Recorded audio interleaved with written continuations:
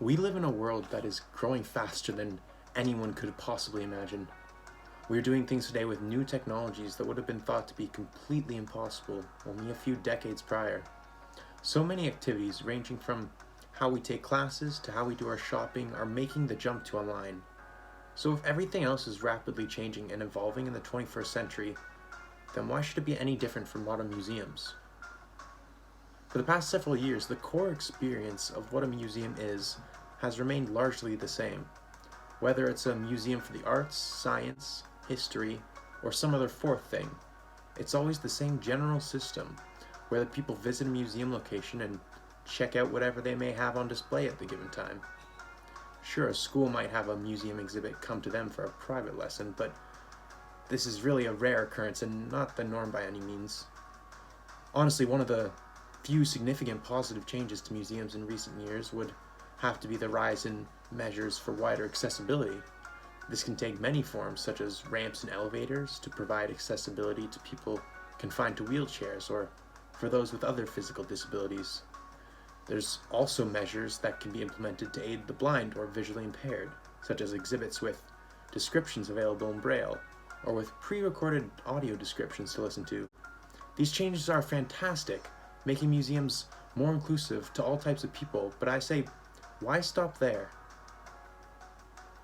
Well, yes, the current system of physical museums has certainly worked out well enough in the past. The events of 2020 have shaken things up pretty significantly. So many things that worked out in the past are no longer really possible in a socially distancing environment. It's no longer realistic to be able to funnel large groups of people into one location, not only for museums, but for any service. Even when we reach a point where things are back to something a little closer to what we might call normal, this worldwide pandemic will still serve as a wake-up call, letting everyone know that we need to have a backup plan. We need more and different ways to be able to provide services to the public, and with a little help from technology, we can do that for museums. There are many modern spins we can apply to museums to have them better fit into an increasingly digital focused age. This can take the form of digitizing objects and artifacts of a museum to have them available online for people to view, or even to 3D print if that's a technology available to them. Another form of technology that digital museums would be able to use to their advantage is augmented reality. Augmented reality works by imposing virtual objects into the real world through the use of a camera filter. Just imagine being able to see a fully scaled Tyrannosaurus Rex standing right beside your house just by looking through your phone's camera. What is probably the best part about augmented reality is how it's relatively simple to implement. Even Snapchat uses it.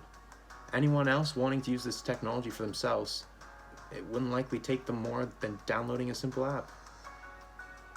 Virtual reality is another way that museums can digitize themselves by making virtual worlds for people to explore. Imagine walking through the halls of a grand art museum or exploring historical landmarks like the pyramids of Egypt, all from the comfort of your own home. And although high-quality VR headsets are something that's still not accessible to everyone, there are many alternatives such as Google Cardboard that would allow people to experience VR videos for relatively cheap. With a simple 360-degree video and Google Cardboard, it would be possible for anyone with a smartphone to take a full tour of a museum. Another significant advantage that digital museums hold is being able to practically guarantee the exhibits will last forever. This is because once something has been put online for the world to see, it can no longer ever truly be gone. Even if something online is deleted from its original source, you can bet that someone else out there has a copy of it saved and archived, just waiting to share it with the world again.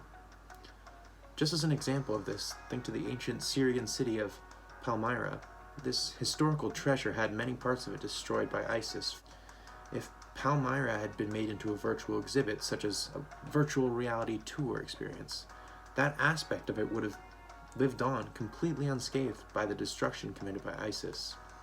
All it would have taken for Palmyra to outlast its own destruction would have been the time and resources needed to make a digital recreation.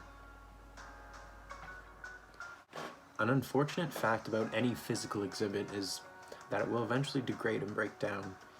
Even outside of tragic situations like Palmyra, nothing physical will last forever. This is why it is so important to find ways to preserve art or historical artifacts found in our museums. It may seem too expensive or too difficult to digitize museums on a widespread scale, but as technology advances further, in new and exciting ways we can only dream about, this goal will not only become achievable, but it will become a reality. Despite the many advantages to offering museums experiences digitally, I believe that this is something that needs to be offered in addition to more traditional museum visiting experiences.